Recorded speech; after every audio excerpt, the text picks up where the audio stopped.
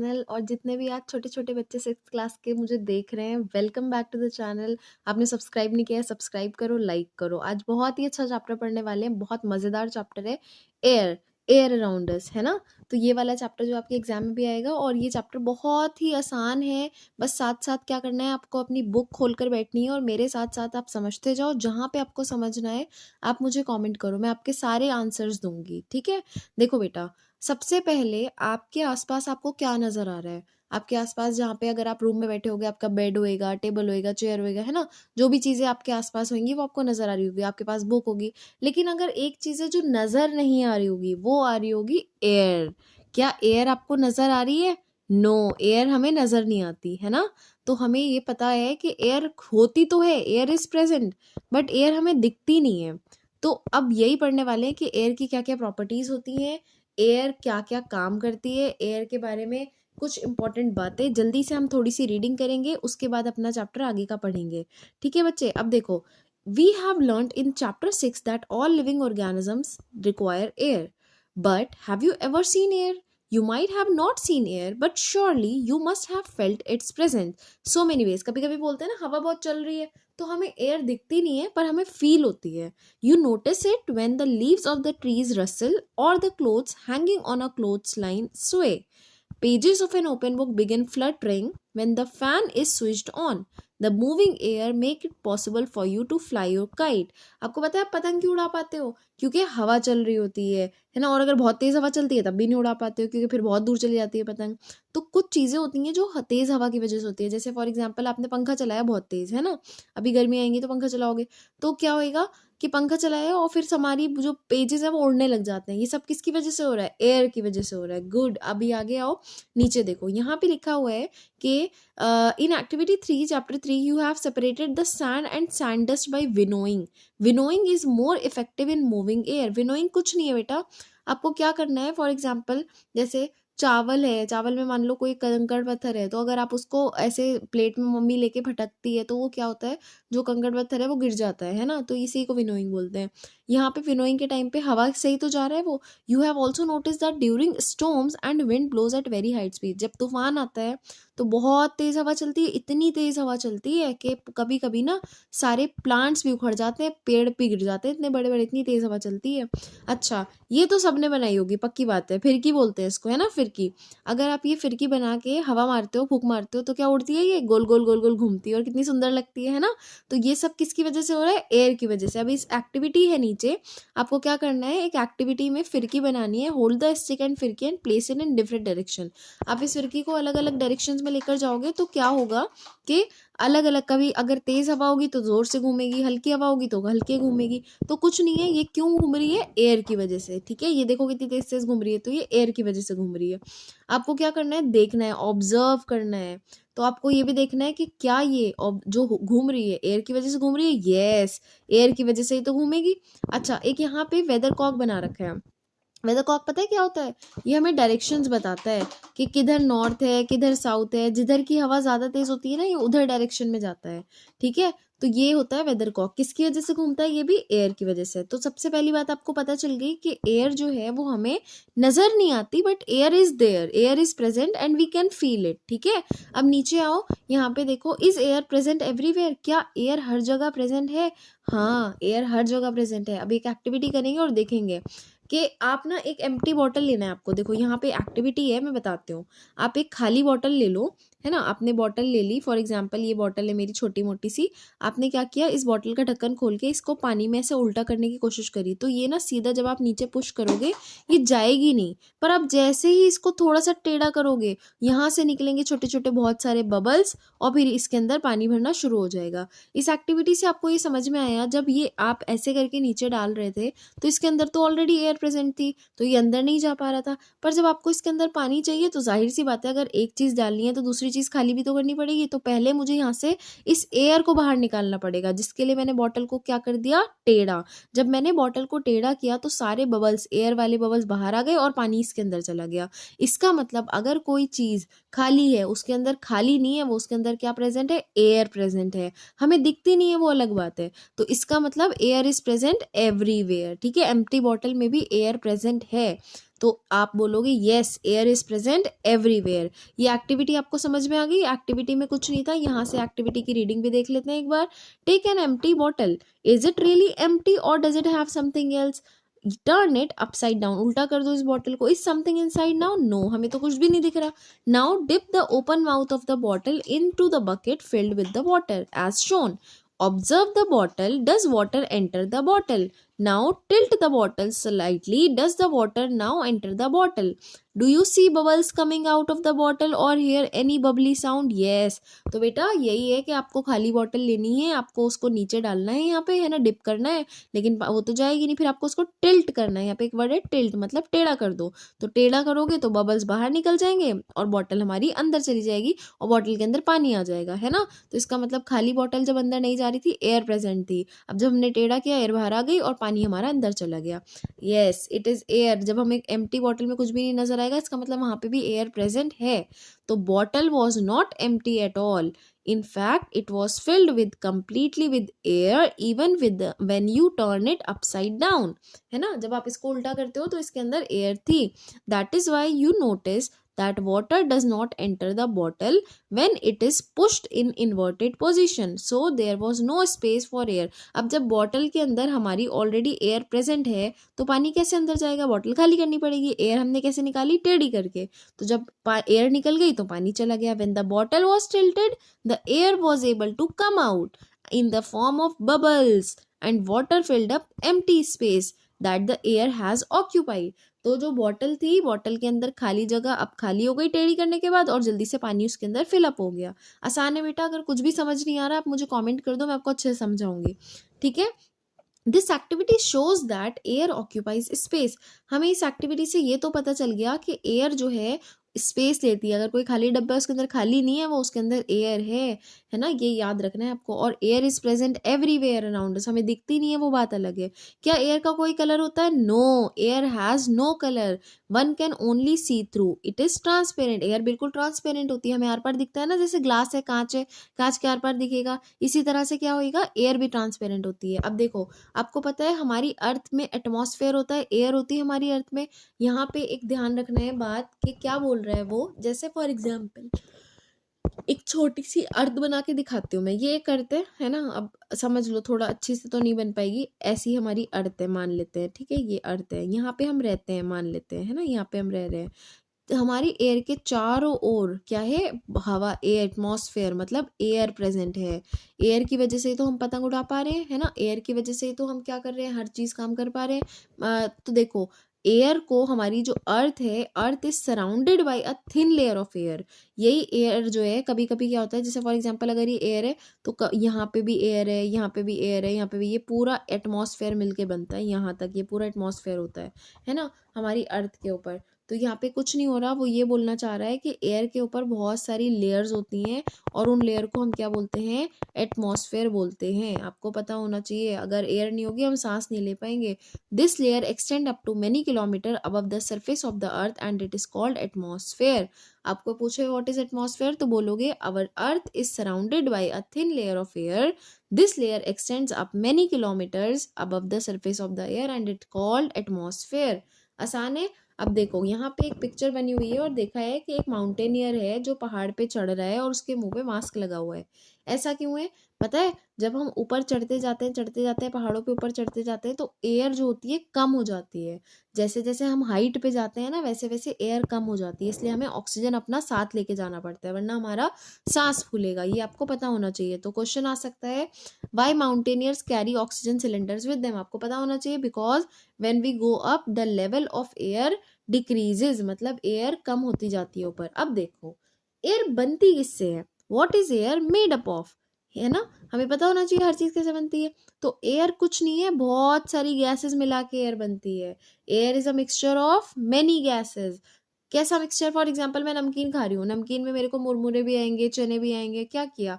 2-4 चीज़ों को लेके मिक्स कर दिया। वैसे ही एयर के अंदर बहुत सारी गैसेज़ हैं, तो एयर क्या है? मिक्सचर है गैसेज़ का, ठीक है? अब कुछ-कुछ मेजर मिक्सचर्स आपको पता होने चाहिए क्या-क्या है। एयर के अंदर वाटर वेपर है, एयर के अंदर ऑक्सीजन है, एयर के अंदर कार्बन डाइऑक्साइड है, और भी बहुत सारी चीज़ें एयर के अंदर, है ना? ये आपको पता होना चाहिए। डस्ट भी होता है, स्मोक भी होता है, नाइट्रोजन भी होता है, बहुत सारी चीज़ें होती हैं एयर के अंदर। ठीक है, यहाँ पे मैं आपको बता देती हूँ कैसे होता है। ये सबसे पहले यहाँ पे आ जाओ। ये जो डायग्राम बन रहा है 11.9, यहाँ पे दिख रहा होगा, अपनी बुक में देखो कि ऐसे गोल बना रखा है। सोचो अगर ये जो पूरा सर्कल है ये एयर है, तो इसका इतना बहुत सारा पार्ट नाइट्रोजन से कवर है। मतलब एयर के अंदर अगर 100% एयर है, तो 100% में से 78% नाइट्रोजन गैस प्रेजेंट होती है। ठीक है, 21% ऑक्सीजन प्रेजेंट होता है, और बाकी का जो बच गया 100 में से 78 और 21 जो भी बच गया बाकी का, उसके अंदर होती है हमारी अदर गैसेस। अदर गैसेस क्या क्या हो सकती हैं? बहुत सारी हो सकती है, जैसे कार्बन डाइऑक्साइड हो गई, है ना? कार्बन डाइऑक्साइड के अलावा वाटर पेपर हो गए, और भी बहुत सारी गैसेस होती हैं। तो ये जो 1% बच जाती हैं ये अदर गैसेस होती हैं। ठीक है, आपको पता होना चाहिए। अब वापस आ जाओ अपने पुराने वाले पेज पे जहाँ पे हम पढ़ रहे थे कि एयर के अंदर क्या क्या प्रेजेंट है। एयर के अंदर सबसे पहला इंपॉर्टेंट प्रेजेंट है सब वाटर वेपर। जो भी हम पानी, जो इवेपोरेशन हो रहा है, जो पानी वेपर्स की फॉर्म में ऊपर जा रहा है, कहाँ जा रहा है? वो एयर में ही तो जा रहा है। आपको पता होगा, जैसे आप ग्लास में ठंडा ठंडा पानी निकालते हो, तो ग्लास के बाहर आप देखोगे कि बूंदे आ जाती हैं, ग्लास के बाहर भी ठंडा ठंडा बाहर से पानी लगने लगता है। कुछ नहीं हुआ, यहाँ पे जो वाटर वेपर, हवा के मॉलिक्यूल्स, वाटर के मॉलिक्यूल्स जो थे एयर के फॉर्म में प्रेजेंट थे, वो ग्लास से आके टकराए और वो वापस से पानी बन गए। तो वाटर वेपर कुछ नहीं होता। वाटर वेपर का मतलब जब हम पानी को बॉईल करते हैं तो वो वेपर बन जाता है, गैस बन जाता है ना? अब आगे का रीड कर लेते हैं, जल्दी से एक बार देख लेते हैं। We have learnt earlier that air contains water vapor. We also saw that when air comes in contact with the cool surface, it condenses and drops of water appear on the cool surface. वही बात जो मैंने अभी बोली कि glass के बाहर भी आप देखोगे बहुत सारी बूंदें आ जाएंगी। तो जब वाटर वेपर वापस पानी बन जाते हैं उसे बोलते हैं कंडेंसेशन, है ना? This presence of water vapour in air is important for the water cycle in nature. Water cycle पता है कि तालाब में बारिश हुई, तालाब में पानी आ गया, अब वो सनलाइट की वजह से वापस से वाटर वेपर बन गया और फिर बादल में चला गया, और ये साइकिल चलती रहती है। तो इवेपोरेशन जब होता है तो वाटर वेपर बनते हैं। तो एयर के अंदर बहुत सारे वाटर वेपर प्रेजेंट हैं। ठीक है, जब बारिश का मौसम होता है तो आप बोलते हो हवा में बहुत चिपचिप हो, नमी हो रही है, मतलब क्या है? हवा में बहुत सारे वाटर वेपर, इसलिए कपड़े भी जल्दी नहीं सूखते। अब एयर के अंदर दूसरा क्या इंपॉर्टेंट चीज प्रेजेंट है? ऑक्सीजन। ऑक्सीजन नहीं होगा तो सांस ही नहीं ले पाएंगे हम। सबसे इंपॉर्टेंट ऑक्सीजन है ना? तो एयर की प्रेजेंस में आपको देखो कैसे पता चलेगा कि ऑक्सीजन होता है या नहीं होता है। एक छोटी सी एक्टिविटी है। इस एक्टिविटी में कुछ नहीं करना, एक कैंडल को जलाना है और एक कांच का ग्लास ले लेना है। तो जब आप कांच का ग्लास यहाँ पे इस कैंडल के ऊपर ऐसे करके रख दोगे ना, तो ये थोड़ी देर तो जलेगी कैंडल, क्योंकि इसके अंदर क्या था? यहाँ पे कांच के ग्लास के अंदर पूरा ऑक्सीजन प्रेजेंट था। और जब भी कोई चीज़ जलती है तो उसको क्या चाहिए होता है? ऑक्सीजन चाहिए होता है। थोड़ी देर जलने के बाद वो कैंडल बुझ जाएगी। क्यों बुझ गई? क्योंकि जितना भी ऑक्सीजन था इस ग्लास के अंदर वो सारा हमने यूज़ कर लिया। अब कैंडल हमारी नहीं जलेगी। तो आप देखोगे कि कैंडल नहीं जलेगी। तो जब भी कोई चीज़ बर्न होती है तो ऑक्सीजन चाहिए होता है। अब जल्दी से एक बार रीड कर लेते हैं। In the presence of your teacher fix 2 small candles on the same length of a table, light both candles, cover one on of the candle with inverted. Inverted मतलब उल्टा कर दो ग्लास को। Glass tumbler, observe both candle, do the candle continue to burn और go off? Yes. तो one must have observe that candle covered with glass tumbler got extinguish. बुझ जाना, extinguish का मतलब क्या होता है? बुझ जाना। जो हमारी कैंडल है वो बुझ जाएगी थोड़ी देर में, क्योंकि whereas other candle continued burning. अगर आप एक को ग्लास से ढक दोगे और एक को नहीं ढकोगे तो एक कैंडल जो है वो हमारी बुझ जाएगी और एक कैंडल हमारी जलती रहेगी जिसको हमने नहीं ढका था। तो इसका मतलब ये हुआ कि यहाँ से इंपॉर्टेंट है, ध्यान से समझना। It seem that candle got extinguished because the component inside the glass tumbler which supports burning is limited. Most of the component is used up by burning the candles. मतलब ग्लास के अंदर जितना भी oxygen था सारा use हो चुका है, अब कैंडल और नहीं जलेगी, क्योंकि जलने के लिए क्या चाहिए होता है? ऑक्सीजन चाहिए होता है ना? ये याद रखना। However the candle is getting continued supply air. जो खुली हुई कैंडल थी जिसपे ग्लास नहीं ढका था वो जलती रहेगी, क्योंकि भर भर के ऑक्सीजन है एयर में, तो है ना? तो which supports burning is known as oxygen. कौन सी गैस बर्निंग सपोर्ट करती है, जलना सपोर्ट करती है, मतलब ऑक्सीजन, आपको पता होना चाहिए। एक और गैस होती है एयर में, नाइट्रोजन, बहुत इंपॉर्टेंट, सबसे ज्यादा अमाउंट में प्रेजेंट होती है नाइट्रोजन। ठीक है, अभी बताया था ना 78% नाइट्रोजन प्रेजेंट है हमारी एयर में। तो नाइट्रोजन क्या करती है, नाइट्रोजन का बहुत इंपॉर्टेंट रोल होता है। देखो हम तो नाइट्रोजन ले लेते हैं प्रोटीन्स वगैरह खाने में, बताते हैं यहाँ पे कैसे होता है।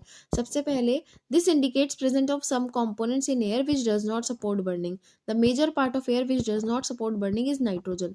अगर कहीं पे नाइट्रोजन है ना, तो वहां पे जलेगी नहीं कैंडल, कैंडल वहां पे बुझ जाएगी। नाइट्रोजन सपोर्ट नहीं करता है बर्निंग को, और जो सपोर्ट करता है वो होता है ऑक्सीजन। बस इतनी बात याद रखनी है। कार्बन डाइऑक्साइड भी बहुत सारा है, जितने भी प्लांट्स हैं वो फोटोसिंथेसिस कैसे करते हैं, कार्बन डाइऑक्साइड से तो करते हैं, बताया है ना। देखो अब क्या हो रहा है यहाँ पे कि you are in a closed room. If there is some material that is burning, you may have felt suffocation. This is due to excess carbon dioxide that may be accumulating in the room as the burning continues. अगर आप कहीं पे बैठे और कुछ जल रहा है तो आपका सांस घुटने लगेगा। क्यों घुटने लगेगा, क्योंकि बहुत सारा कार्बन डाइऑक्साइड हो गया है। तो कार्बन डाइऑक्साइड क्या करता है, होता बहुत कम अमाउंट में लेकिन बहुत नुकसान करता है। Carbon dioxide makes up small component of air around us. Plants and animals consume oxygen for respiration and produce carbon dioxide. हम हैं और प्लांट्स हैं, एनिमल्स हो गए, प्लांट्स हो गए, ह्यूमंस हो गए, सारे के सारे क्या करते हैं, ऑक्सीजन लेते हैं और कार्बन डाइऑक्साइड बाहर निकाल देते हैं, है ना। और plants and animal matter also consume oxygen on burning, और हमें जलाने के लिए भी ऑक्सीजन चाहिए, तब भी हम कार्बन डाइऑक्साइड प्रोड्यूस करेंगे। तो आपको ये याद होना चाहिए कि अगर कोई चीज़ बर्न हो रही है तो उसे कार्बन डाइऑक्साइड जो है वो बर्न होके देती है कार्बन डाइऑक्साइड, और जलने के लिए क्या चाहिए, ऑक्सीजन। ठीक है, और जलने के बाद क्या मिलेगा, कार्बन डाइऑक्साइड, ये पता होना चाहिए। ठीक है, अब आगे देखो, it is advisable not to burn dry leaves और discarded remains on the crop which pollute surrounding. अगर आप पत्ते वगैरह जलाते हो और प्लास्टिक जलाते हो तो उससे पॉल्यूशन होता है, मतलब कार्बन डाइऑक्साइड फैल जाता है। अगर कुछ भी समझ में नहीं आया है तो मुझे कमेंट करके पूछो, मैं आपके डाउट्स क्लियर करूंगी। नीचे हमारी एयर के अंदर क्या प्रेजेंट है, डस्ट है, स्मोक है, और भी बहुत सारी चीजें हैं। The burning of fuel also produces smoke. Smoke contains few gases and fine particles and is often harmful. That is why you see long chimneys in factories. This takes the harmful smoke and gases away from our noses but bring it closer to the birds flying up in the sky. अब smoke कैसे present है, बहुत सारी चीजें जल रही हैं, chimney है, फैक्ट्रीज हैं, तो वो सारा का सारा स्मोक ऊपर जा रहा है, तो हमसे तो बड़ी बड़ी चिमनी की वजह से हमारी नाक में तो नहीं आ रहा वो, लेकिन बर्ड्स वगैरह पे जाता है वो, है ना, which is very harmful. Dust particles भी प्रेजेंट होते हैं, पूरी की पूरी धूल प्रेजेंट है एयर में, है ना। एक और एक्टिविटी है, छोटी सी एक्टिविटी 4। इसमें क्या करना है, आपको एक रूम में जाना है, find a Sunny room in your school, यहाँ पे सनलाइट आती हो। सारे दरवाजे बंद कर दो और देखोगे आप वहाँ पे, सारे पर्दे डाल दोगे तो अब आप देखोगे वहाँ पे कि एकदम अंधेरा हो रहा है, एक छोटा सा होल नजर आ रहा होगा आपको यहाँ पे, जहाँ से रोशनी आ रही है। तो बाकी सब जगह अंधेरा है और यहाँ पे रोशनी आ रही है।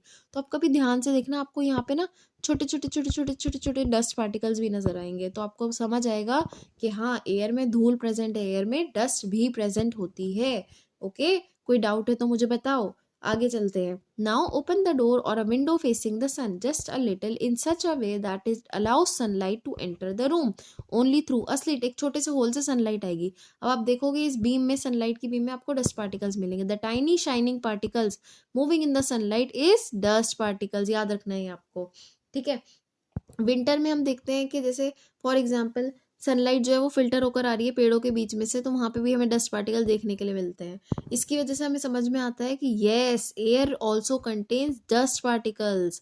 This presence of dust particles in air varies from time to time and place to place. अब जहाँ ज्यादा धूल होगी वहाँ पे ज्यादा डस्ट पार्टिकल होंगे, है ना, जहाँ पे कम धूल होगी वहाँ पे कम डस्ट पार्टिकल्स होंगे। तो अलग अलग जगह पे अलग अलग प्लेसेस पे डिपेंड करता है कितनी डस्ट है कितनी नहीं है। अच्छा, अब जब हम, आपको पता है हमारे नोज में हेयर्स होते हैं, उन्हें, हमारी जो नोज होते हैं, 2 ओपनिंग होती है, उसे बोलते हैं नॉस्ट्रल्स।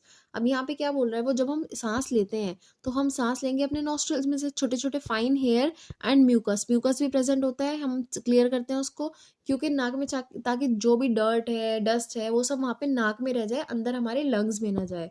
ठीक है, तो ये जरूरी है, इसीलिए मास्क भी पहनते हैं ना। यहाँ पे देखो एक पुलिसमैन आपको मास्क पहने हुए दिख रहा है क्योंकि वो ट्रैफिक में काम कर रहा है, और यहाँ पे सारी जो गाड़ियां हैं वो धुआं अपना छोड़ रही हैं, तो ये धुआं उसके लंग्स में ना जाए, इसलिए उसने मास्क पहना हुआ है ना, डस्ट पार्टिकल्स से बचने के लिए। अब आगे देखो, यहाँ पे ये ध्यान रखना। कभी आपको अपने मम्मी पापा से डांट पड़ी है कि जब आप मुंह से सांस लेते हो? यस, क्योंकि मुंह से जो सांस जा रहा है, वो हवा जा रही है, वो फिल्टर नहीं हो पा रही, बट नाक में तो, नॉस्ट्रल्स में तो एयर हेयर्स हैं, तो वहां से वो फिल्टर हो जाएगी। अच्छा, अब आपको ये समझ में आ गया कि एयर के अंदर, air has many gases, water vapors and dust particles. The air gases in air are mainly कौन कौन सी? नाइट्रोजन, ऑक्सीजन और small amount of carbon dioxide. ये दो बहुत सारी चीजें हमारी एयर में प्रेजेंट है। आपको ये बात समझ में आ जानी चाहिए। कोई भी डाउट है तो बेटा कमेंट करो, मुझसे पूछो, ठीक है। यहाँ पे वो बोल रहा है कि पहेली जानना चाहती है, why transparent glass of windows not wiped off regularly appears hazy. अगर आपके घर में, स्कूल में, क्लासरूम में विंडो लगी हुई है और वहां पे अगर आप अपना जो शीशा है वो साफ नहीं करते, तो वो क्या हो जाता है? ब्लर हो जाता है, वहां गंदा हो जाता है। तो क्या हो जाता है? धूल आके जम जाती है वहां पे, है ना। तो वहां पे जो है ये धूल आ जाती है। बस इतनी सी बात है। अब आगे देखो, कभी कभी क्या होता है, बूझो जानना चाहता है, जैसे कहीं पे आग लग गई है, इंसिडेंट ऑफ फायर, तो बूझो जानना चाहता है कि आपको क्या करना चाहिए उस फायर लगने में। आप जल्दी से ब्लैंकेट डाल दो उस फायर पे, ब्लैंकेट डाल के दबा दो ताकि हवा ना जाए, क्योंकि हवा में क्या है? ऑक्सीजन, और ऑक्सीजन क्या करता है? बर्निंग सपोर्ट करता है, और ज्यादा चीजें जलेंगी।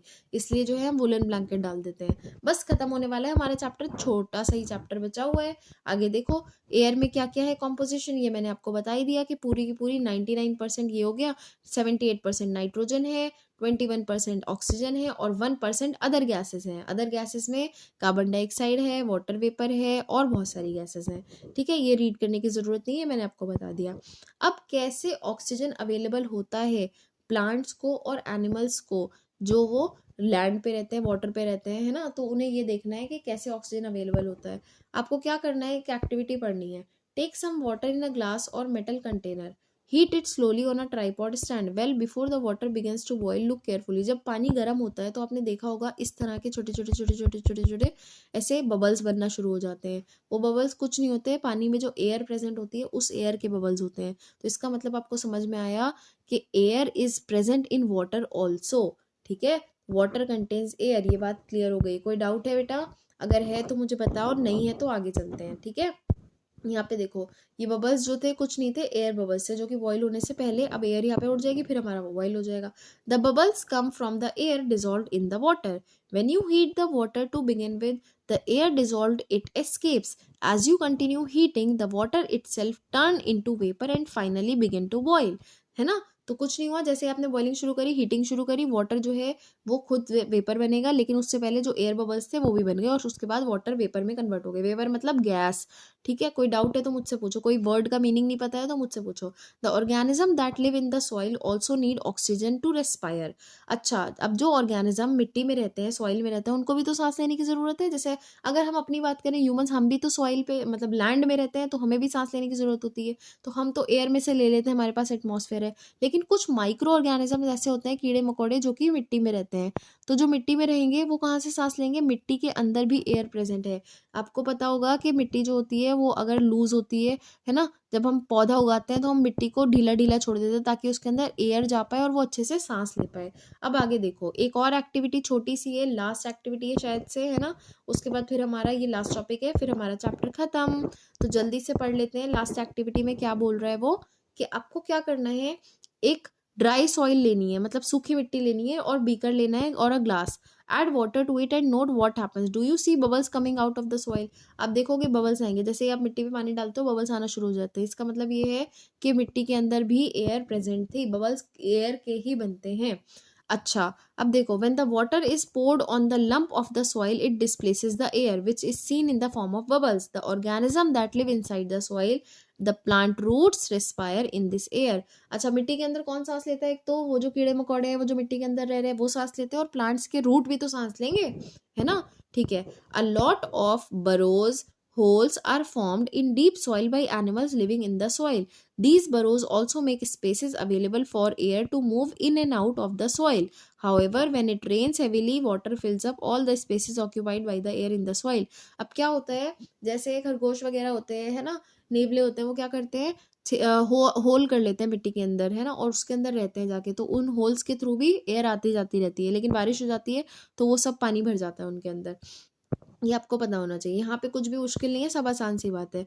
इसी तरह से कभी-कभी अर्थवर्म भी बाहर निकल कर आते हैं सॉइल से बारिश के टाइम पे, क्योंकि उनको अंदर साँस लेने की जगह नहीं मिल रही होती, इसलिए वो बाहर आ जाते हैं साँस लेने के लिए, केचुए। ठीक है? लास्ट है, have you ever wondered why all the oxygen of atmosphere does not get used up through a large number of organisms are consuming, who is refilling the oxygen in the atmosphere? अच्छा, एक बात बताओ, आपके question आता तो होगा आपके दिमाग में कि जब हम इतना सारा ऑक्सीजन यूज़ कर रहे हैं प्लांट्स में, हम एनिमल्स यूज़ कर रहे हैं सांस लेने के लिए, और भी सारी चीज़ें, हर एक ऑर्गेनिज्म ऑक्सीजन यूज़ कर रहा है, चाहे वो माइक्रो ऑर्गेनिज्म हो, चाहे वो स्मॉल हो, बड़ा हो, कोई हो, छोटा हो, सबको ऑक्सीजन चाहिए। तो ऑक्सीजन खत्म क्यों नहीं हो जाता? दोबारा दोबारा ऑक्सीजन कहाँ से बन रहा है ना? तो अब हम ये पढ़ने वाले हैं कि कैसे हमारा ऑक्सीजन बार बार बनता है, ये पढ़ेंगे कि ऑक्सीजन कैसे रिप्लेस हो रहा है एटमॉस्फेयर में। एटमॉस्फेयर वर्ड जब भी मैं बोल रही हूँ, आपको डरना नहीं है, आपको बस ये समझना है कि अगर ये मेरी अर्थ है, तो ये अर्थ के आसपास एक लेयर है एयर की, जिसे हम बोलते हैं एटमॉस्फेयर। उसके अंदर बहुत सारी लेयर्स होती हैं, वो नहीं जानी आपको, ठीक है? इतना समझ आ जाए। कोई डाउट है तो मुझे बताओ। अब जल्दी से एक बार रीड कर लेते हैं। We read about photosynthesis. In this process, plants make their own food and oxygen is produced along with it. Plants also consume oxygen for respiration, but they produce more of it than they consume. This is why we say plant produce oxygen. तो बेटा होता क्या है, और photosynthesis सबको पता है, plants अपना खाना खुद बनाते हैं, है ना? तो फोटोसिंथेसिस, सनलाइट की प्रेजेंस में प्लांट अपना खाना बना लेते हैं, कार्बन डाइऑक्साइड जो है वो ले लेते हैं और ऑक्सीजन दे देते हैं। तो क्या होता है, वो इतना सारा ऑक्सीजन देते हैं वो, है। हाउएवर, वो भी ऑक्सीजन लेते हैं, उनको सांस लेने की थोड़ा सा ऑक्सीजन चाहिए होता है, पर जब वो खाना बनाते हैं बहुत सारा ऑक्सीजन वापस दे देते हैं। तो इसका मतलब प्लांट्स बहुत ज़्यादा ज़रूरी है। पेड़ लगाने पे इतना ध्यान क्यों दिया जाता है? पेड़ लगाओ भाई, ऑक्सीजन बढ़ाओ, है ना? क्योंकि पॉल्यूशन कम करो, ये बोला जाता है। इसीलिए एनिमल जो है वो प्लांट के बिना रह नहीं सकते, तो प्लांट ही बैलेंस करते हैं हमारा oxygen. The balance of oxygen The balance of oxygen and carbon dioxide in the atmosphere is maintained through respiration in plants and animals by the photosynthesis in plants. photosynthesis करके plants oxygen दे रहे हैं, और animals मतलब humans, हम वगैरह सब लोग carbon dioxide plants को दे देते हैं, जिसकी वजह से हमें पता चलता है कि प्लांट्स के बिना एनिमल्स नहीं रह सकते क्योंकि उन्हें कार्बन डाइऑक्साइड चाहिए, और एनिमल्स के बिना प्लांट नहीं रह सकते क्योंकि उन्हें ऑक्सीजन चाहिए, है ना? ये बात आपको समझ में आ गई होगी। अब आगे देखो, यहाँ पे हमें देखना है कि कैसे हमें लाइफ को अप्रिशिएट करना होता है। एयर के बिना, लाइट, एयर के बिना जो है लाइफ पॉसिबल नहीं है। विंडमिल का एग्जांपल दिख रहा होगा आपको। विंडमिल क्या करता है, ये हवा से चलता है। जैसे बहुत बड़ा सा विंडमिल होता है, यहाँ पे जब हवा आती है तो ये गोल गोल गोल गोल घूमता है और हम यहाँ से पावर बना लेते हैं। ये विंडमिल जो होता है, पानी पंप मोटर चलाने के लिए यूज होता है बहुत सारा, जैसे ट्यूबवेल की मोटर हो गई। रीड कर लेते हैं, समझ में अच्छे से आएगा। The wind mill rotate. The windmill is used to draw water from tube wells and to run floor mills. मतलब आटा चक्की चलाने के लिए यूज होता है और ट्यूबवेल्स चलाने के लिए, जो पानी खेतों में जाता है। Windmills are also used to generate electricity. Air helps us in the movement of sailing yachts, gliders, parachutes, aeroplanes. Birds and bats and insects can fly due to the presence of air. Air also helps us in the dispersal of seeds and pollen of flowers of several plants. Air play an important role in the water cycle. अब air का बेटा बहुत सारा काम होता है। सबसे पहले तो एयर कैसे, अगर हमारी एयर नहीं होगी तो क्या पैराशूट वगैरह काम कर पाएगा? बिल्कुल नहीं। क्या एरोप्लेन चल पाएंगे? बिल्कुल नहीं, है ना? बर्ड्स भी नहीं उड़ पाएंगी, काइट्स भी नहीं उड़ पाएंगी, इंसेक्ट्स भी नहीं, है ना? बैट्स वगैरह ये सब फ्लाई नहीं कर पाएंगे। सबको फ्लाई करने के लिए एयर चाहिए। और यहाँ पे एक था सेलिंग याट्स, जो कश्तियाँ चलती हैं, छोटी छोटी यॉट्स जो होती हैं, उनके लिए भी एयर चाहिए होती है, उसी के साथ वो चलती रहती है अगर मोटर नहीं है ना? आगे देखो, air also helps in dispersal of seed. जब प्लांट जो है, जब आपने मान लो क्रॉप उगानी है, तो सीड्स डालने के लिए आपको क्या चाहिए होता है? एयर चाहिए होती है। एयर की वजह से सीड्स इधर उधर हो जाते हैं। और क्या होता है, जैसे फॉर एग्जांपल बटरफ्लाई है, उसके पैरों में जो है, वो जब वो सक करती है नेक्टर फ्लावर्स का, वो रस पीती है, तो उसके पैरों में लग जाता है पॉलन ग्रेन्स, फिर वो हवा के थ्रू इधर उधर हो जाते हैं। तो एयर जो है अल्टीमेटली बहुत इंपॉर्टेंट रोल प्ले करती है। कोई भी डाउट है, अगर कुछ भी समझ नहीं आया मुझसे पूछो। आपको इस चैप्टर के क्वेश्चन आंसर्स भी मैं समझाऊंगी नेक्स्ट वीडियो में। आप लाइक करो, सब्सक्राइब करो, ठीक है? अच्छे से पढ़ाई करो। ऑल द वेरी बेस्ट बेटा। Thank you so much. Bye.